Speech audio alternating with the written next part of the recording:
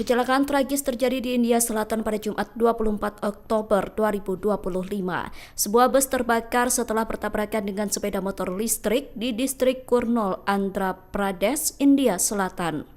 Sebanyak 25 orang tewas dalam insiden kecelakaan tragis itu. Menurut keterangan polisi setempat, kebakaran terjadi dalam beberapa menit.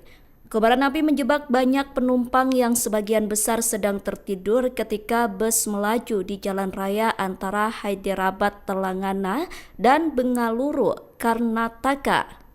Sejumlah penumpang berhasil selamat dengan memecahkan kaca jendela dan melompat dari bus, sementara penumpang lain tewas terbakar sebelum pertolongan tiba.